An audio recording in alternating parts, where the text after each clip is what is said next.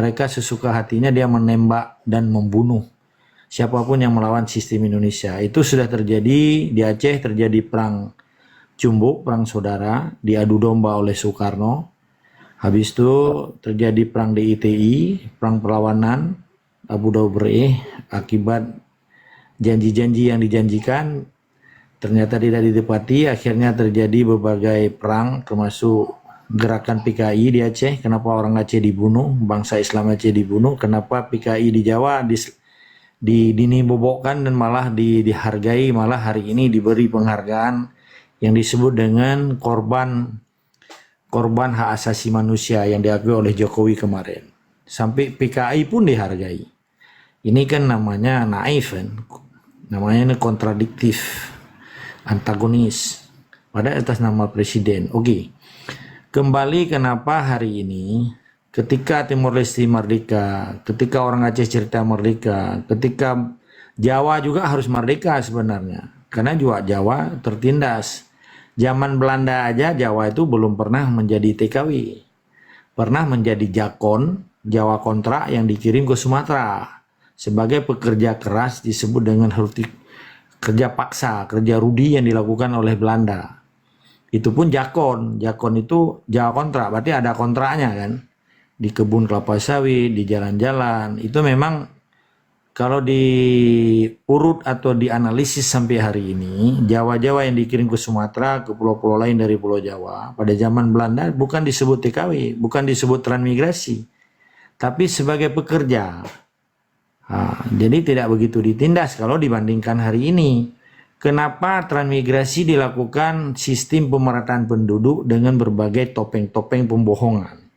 Sementara yang dikirim ke luar Pulau Jawa yang disebut transmigrasi, itu tujuan akhirnya ternyata ingin menjawanisasikan Indonesia. Yang kedua, kenapa Jawa miskin yang dikirim? Kenapa enggak Jawa-Jawa kaya dikirim ke Aceh?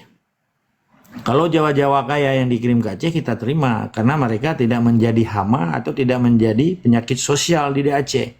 Pertama, dia tidak merampok tanah, merampok sumber daya alam.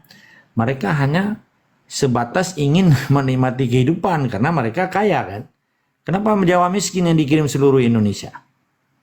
Dasarnya mereka tidak ada tempat tinggal, diambil tanah, dibuat rumah, dibuat listrik, diberi biaya hidup sehingga mereka mendapat jatah hidup 2 tahun. Apakah ini keadilan? Kenapa orang lain tidak? Sementara masih banyak orang Aceh yang miskin, malah menjadi provinsi termiskin. Begitu juga di Papua, begitu juga di Borneo, Kalimantan. Malah Kalimantan dihancurkan ekosistemnya menjadi paya-paya, menjadi kolam-kolam, menjadi danau-danau akibat dikerok buminya, dibawa pulang ke Pulau Jawa. Ini kan namanya kayak neokolonialisme baru, penjajahan baru yang dilakukan oleh sistem Indonesia.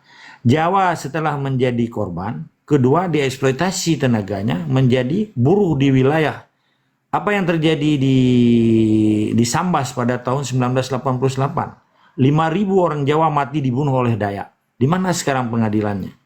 Jawa juga tertindas.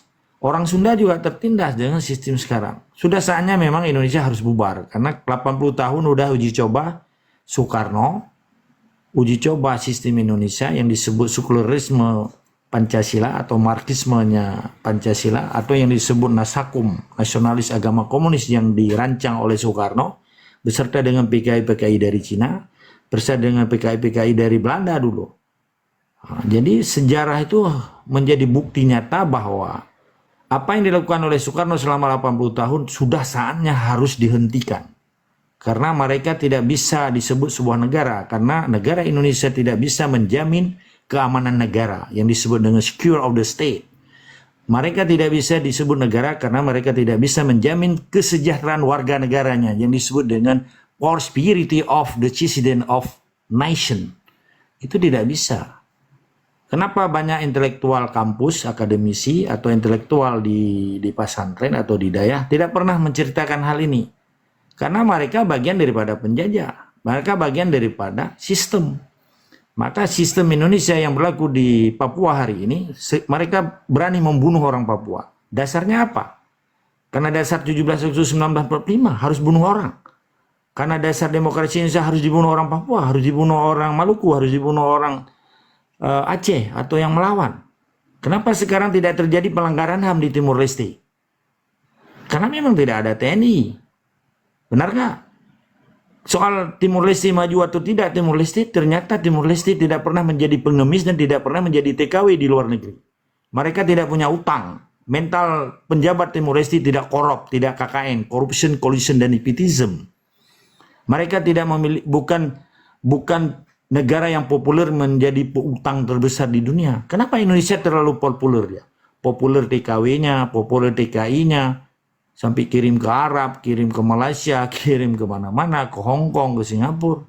Populer kan? Hebat kan? Jadi TKW. Memang produk Indonesia TKW, produk Cina kan telepon, handphone, aksesoris.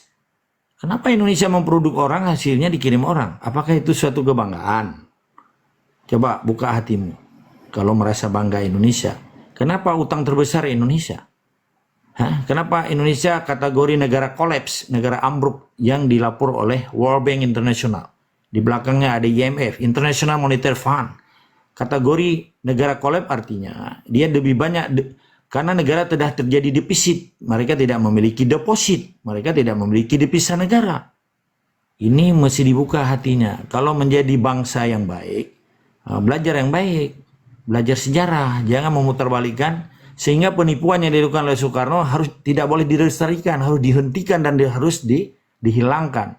Maka sudah saatnya laporan Bank Dunia, di belakangnya ada IMF, International Monetary Fund, 57 negara, bahwa Indonesia harus bubar. Perkiraannya 2030.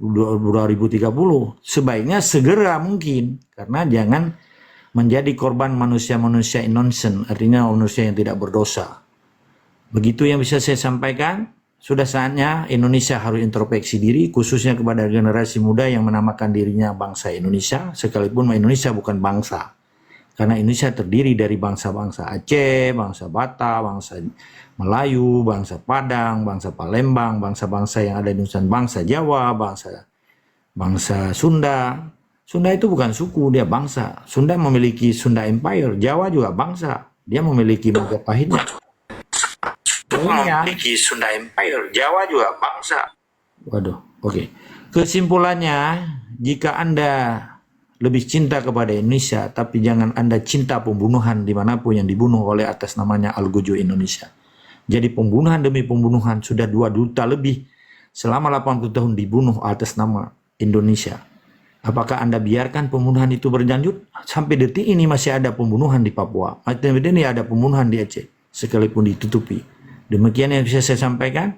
Mari kita bergabung di dalam sebuah bangsa yang merdeka tanpa pembunuhan, tanpa pelanggaran HAM, tanpa crime against humanity, tanpa war crime humanity. Sekian yang bisa saya sampaikan. Tetap semangat istiqamah, wajib lawan kezaliman dimanapun Anda berada.